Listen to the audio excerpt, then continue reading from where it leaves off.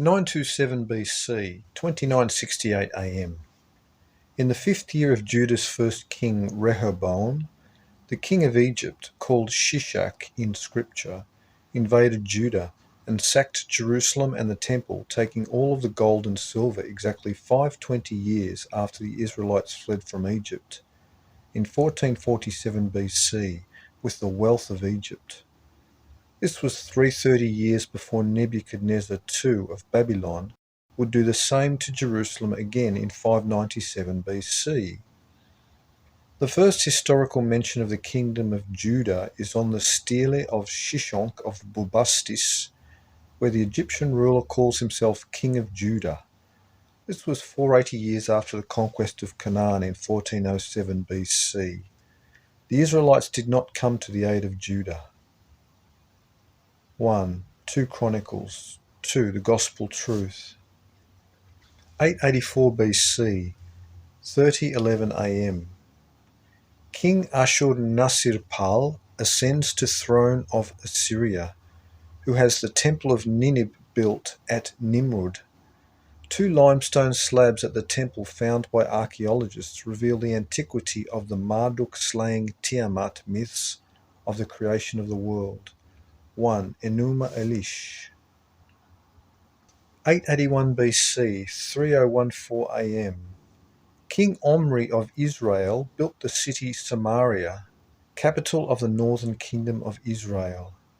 This was 50 years, a Hebrew jubilee, after the civil war that created the 2 kingdoms of Israel and Judah in 931 BC. At this time, Israel was known to its neighbours by 3 appellations. House of Israel was a name the Israelites attributed to themselves as descendants of Jacob, heirs to the promises of Jacob, Isaac, and Abraham.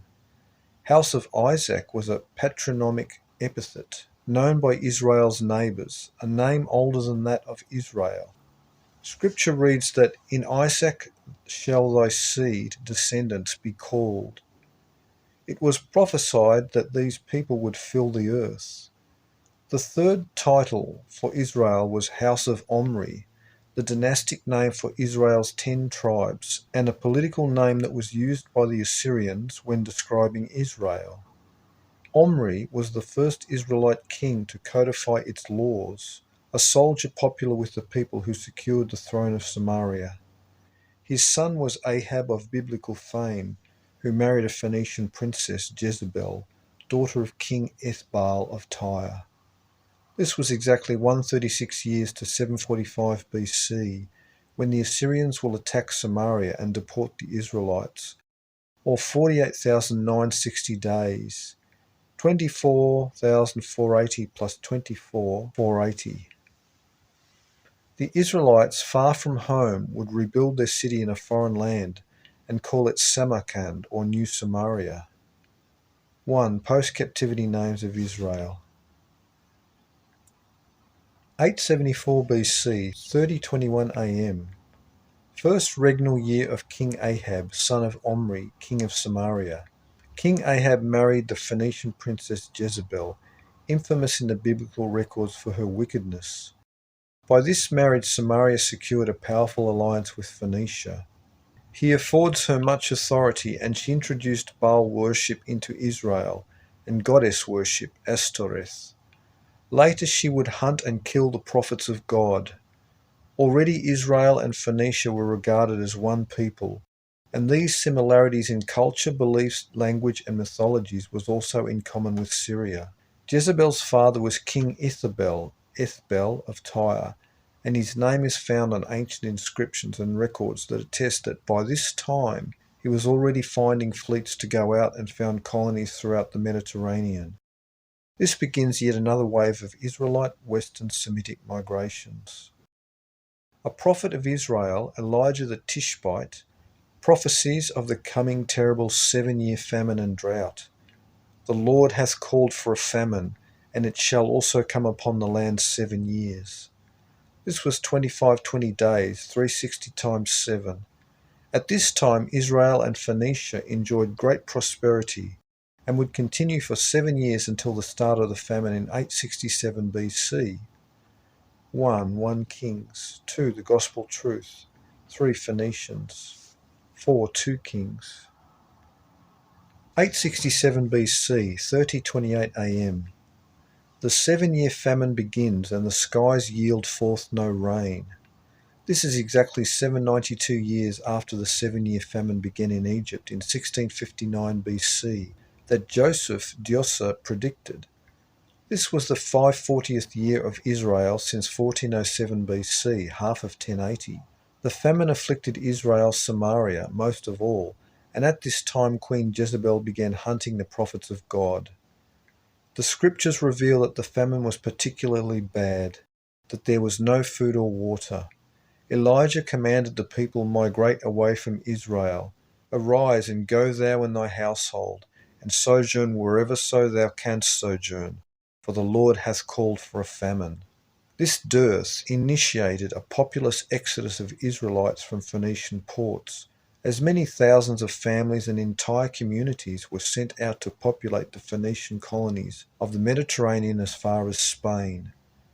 Fleets of Israelites landed in Cyprus, Iadan, and sailed on to the coastal cities of their Ionian kin in Asia Minor, the Aegean and the Peloponnese.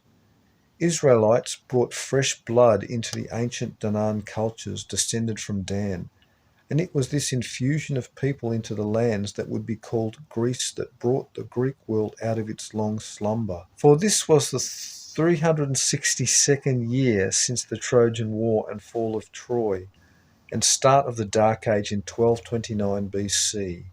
For over 3 centuries Greece had been utterly silent.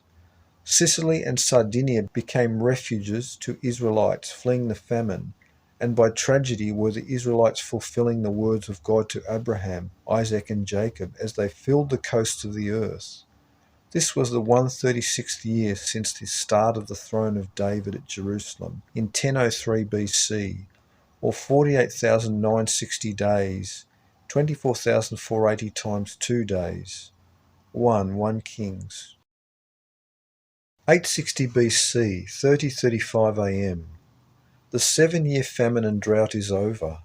For 7 years the Israelites that departed had been pushing westward, leaving the homeland and altering forever the demographics of the ancient world, and giving rise to what historians term as classical civilization.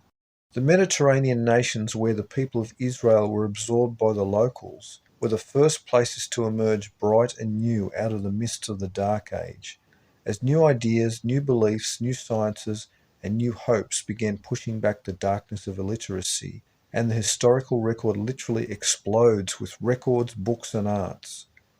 Queen Jezebel seeks and kills the prophet of Israel named Elijah. 859 BC, 30:36 AM. King Ashur-nasir-pal's final year of reign, an Assyrian king who boasted of reading the monumental inscriptions from before the flood. King Shalmaneser III ascends to the throne of Assyria and immediately begins expanding the empire. In this year, planet Phoenix passes through the inner solar system, completing its 138-year orbit, and evidence taken from Assyrian seals and palace wall reliefs exhibit that the Assyrians were expecting the return of the winged disk, Phoenix, according to Zechariah Sitchin. Phoenix was an antediluvian sign of divine kingship from the days of Enoch, and this was the 414th year, 138 times 3, since 1273 BC, beginning of the Assyrian Empire. During King Ahab's reign, according to the biblical records, there was fire from heaven, followed the next day by an earthquake. Elijah passes the mantle of prophecy over to Elisha, and the prophet then vanished into the sky before witnesses. Interestingly, the only 2 men in all of the scriptural records covering 36 years were Enoch and Elijah, and both were associated with planet Phoenix. Further, the length of the ascending passage in the Great Pyramid is exactly 36 pyramid inches, a subject covered in chronotecture. The calendrics for this year are telling. As the 72nd year of the divided kingdom since 931 BC, it was the 144th year since the throne of David was established in 1003 BC at Jerusalem. These are golden proportion numbers. Further, this was 270 years since the start of Neo-Assyria Empire in 1129 BC, this being 1080 times 3 months, 3240 months. Historian Montesinos at about 1628 AD wrote that the 32nd king of Cuzco reigned in Peru exactly 2070 years, 414 times 5, after the beginning of Peruvian reckoning, which is calculated at 2921 BC. The number of 2070 denotes a precise knowledge of planet Phoenix's orbital periods. For 2070 years is exactly 15 orbits of 138 years each. 859 BC was 548 years after 1407 BC, 15th king of Cuzco, a period wherein 17 kings reigned an average of 32 years each. The start date of 2921 BC was exactly 20 years before the end of Enoch's reign, the famous antediluvian chronologist. 1. Survivors of Atlantis. 2. The End of Days, Sitchin. 4. 1 Kings. 5. The Lost Realms, the day the sun stood still, Sitchin.